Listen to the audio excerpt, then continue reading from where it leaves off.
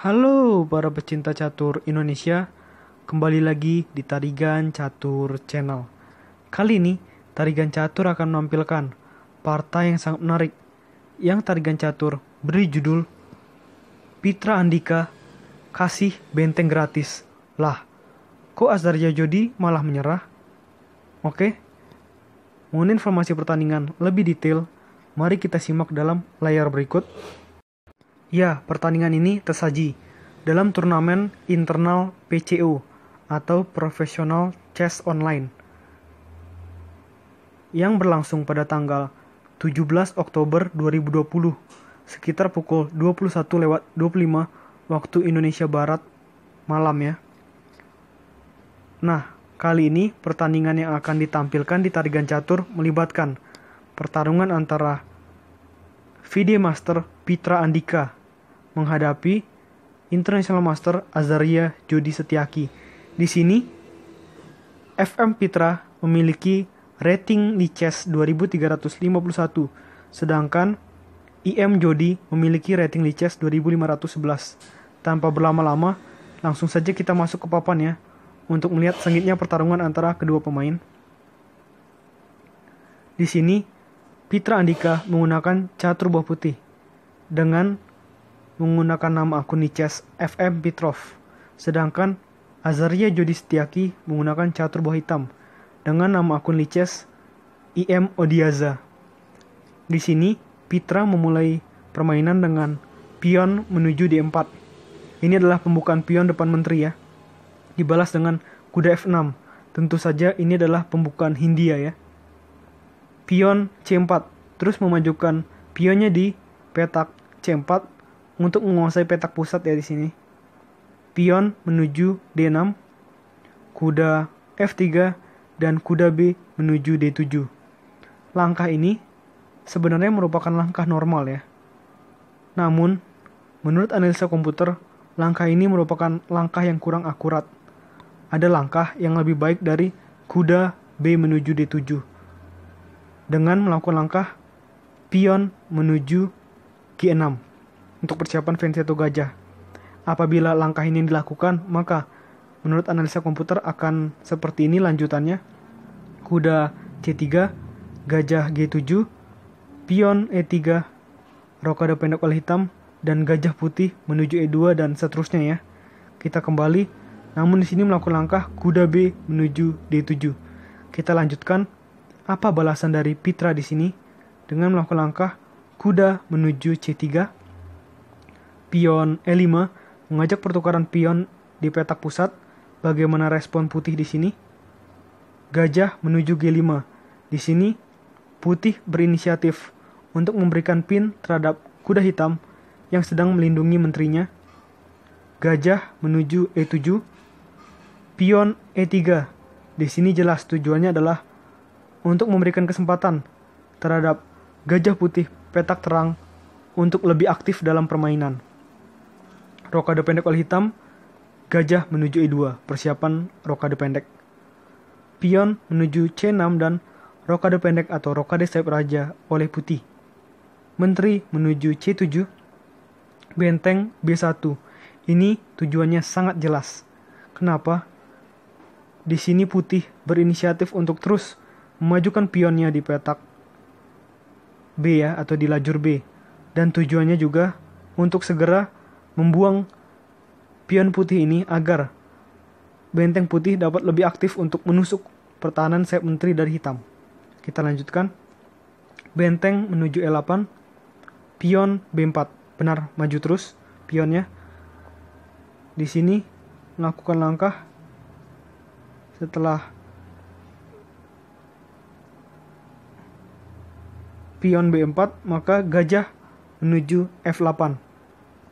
Pion B5, pion E4 mengancam kuda putih di sini ya, tempo dari pion hitam ini, sehingga kuda putih pindah ke D2, pion D5 untuk semakin mempersolid struktur pion hitam dan juga membuat pion yang ada di petak E4 menjadi lebih nyaman di posisi tersebut. Pion B pukul C6, pion B pukul C6, pion C pukul D5, dan di sini hitam memutuskan untuk memukulnya dengan kuda. Oleh karena itu, putih melihat ada kesempatan dengan memakan pion gratis yang ada di petak E4 karena kuda putih ini sedang dilindungi oleh kuda putih petak gelap sehingga benteng hitam tak dapat memakannya ya. Pion F5.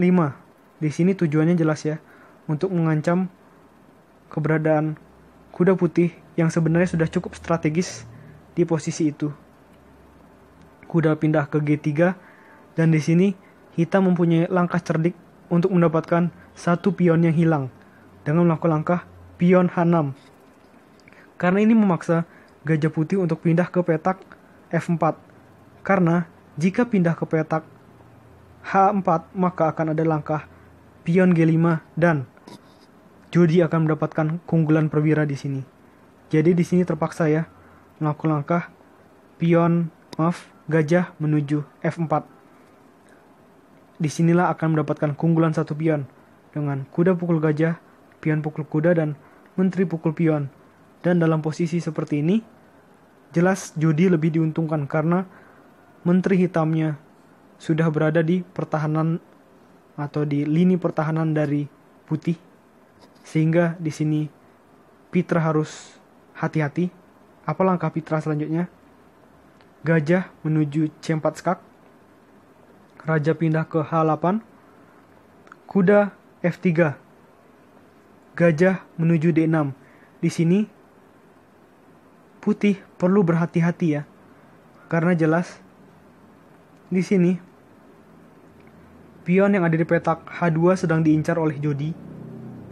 Dan juga tentu saja hitam akan mencari cara bagaimana nantinya agar kuda putih yang ada di petak F3 bisa dihancurkan. Jadi di sini Pitra harus ekstra waspada. Benteng menuju E1 langsung ya, mengajak pertukaran benteng. Dan di sini Jody langsung menerimanya dengan benteng pukul benteng putih dengan tempo skak, menteri pukul benteng. Kuda F6, kuda E5, gajah pukul kuda, dan menteri pukul E5. Langkah ini harus direspon oleh seorang Jody karena di sini Pitra mengajak pertukaran menteri dan hitam melakukan langkah menteri pukul menteri di E5 dan pion pukul menteri dengan tempo mengancam kuda. Dan di sini jelas dalam situasi seperti ini justru kondisinya malah berbalik. Pitra Andika justru lebih mendominasi permainan karena pion putih ini tinggal 3 langkah lagi promosi ya. Dan akan sangat sulit dihentikan menuju permainan babak akhir ini. Kuda pindah ke E4, kuda pukul kuda di E4 dan pion pukul E4.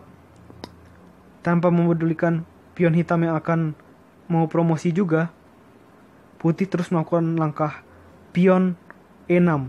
2 langkah lagi putih akan segera promosi ya. Bagaimana respon dari Jody di sini dengan raja menuju H7?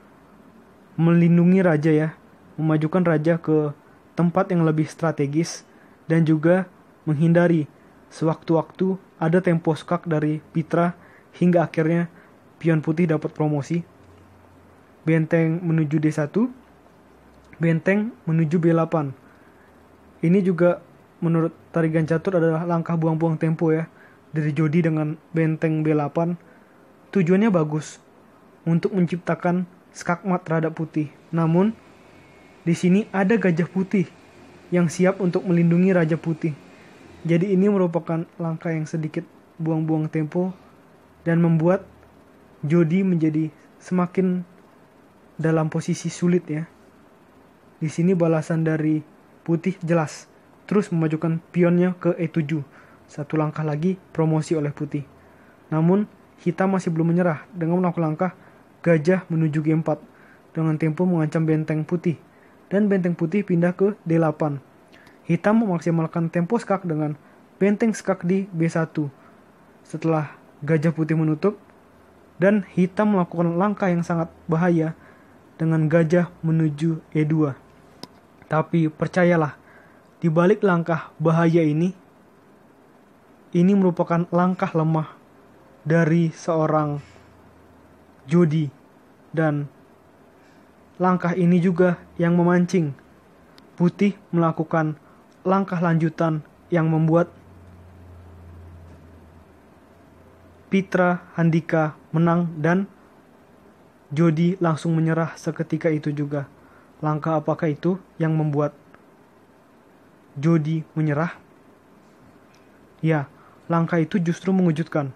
Langkah itu adalah benteng menuju H8 dengan tempo skak, namun benteng ini gratis.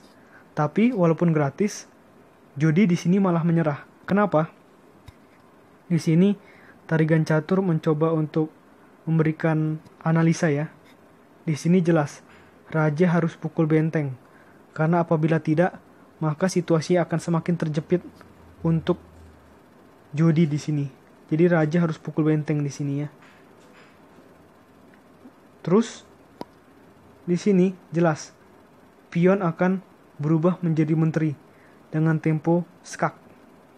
Apabila raja pindah ke petak H7 yang merupakan satu-satunya tempat pelarian, maka Menteri Putih akan makan pion yang ada di petak E4 dengan tempo skak.